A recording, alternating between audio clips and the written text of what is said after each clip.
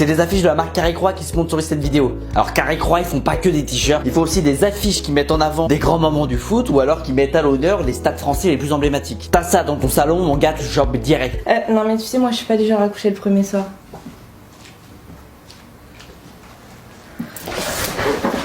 Et en plus, avec le code promo Remontada 15, vous avez 15% de réduction sur tout le site. Affiches, t-shirts. C'est bien déjà, affiche t-shirt, ok?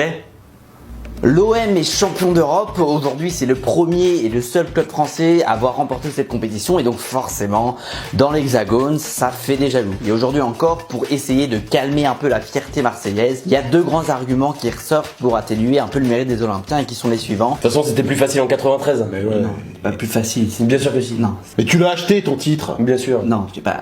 Bah si. Non, bah non. Bah si. Du coup, c'est un peu le but de cet épisode de Remontada. On va essayer de répondre concrètement à ces deux grandes questions. Parce que souvent dans ce débat, on est vite à court d'arguments. T'as des arguments? Déjà en 93, il y avait. C'était pas pareil. Désolé, c'était pareil, c'est le même niveau. Bah vas-y, prouve-moi que c'était pareil.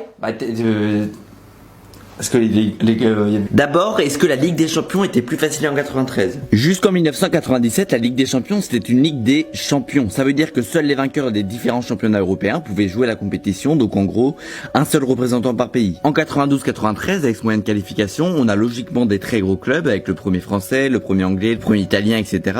Mais pour avoir 32 participants, on se retrouve aussi avec le premier de la Finlande, le premier de l'Islande ou le premier de l'Irlande du Nord. Donc forcément, il y a un monde d'écart et forcément, c'est plus facile pour les favoris. Aujourd'hui, c'est différent, c'est plus littéralement une ligue des champions, il n'y a pas que des champions, parce que maintenant, pour que le niveau soit meilleur, on donne plus de place aux gros clubs des gros championnats, même s'ils n'ont rien gagné, et ça au détriment des champions des petits pays qui sont moins bons. Aujourd'hui, par exemple, en donnant 4 places à la première ligue, on considère que le 4e anglais est meilleur que le premier d'Irlande du Nord. Du coup, il n'y a pas que des champions, mais ça s'appelle toujours la Ligue des Champions. Voilà, faudrait peut-être penser à changer le nom, du coup, parce que là, rien à voir. Salut les gars, on est bien au club de ping-pong? Ouais, c'est ça. Carrément, ouais. Bon, on va jouer? Et Bon, allez, hein, c'est parti. Allez les gars, vous avez des raquettes de badminton?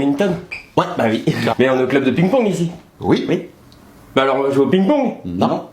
Le ping-pong il a changé. Bah oui, il a changé. Voilà, donc à l'époque, le système de qualification des clubs fait que le niveau est plus faible qu'aujourd'hui. D'ailleurs, si pour la saison 2021-2022,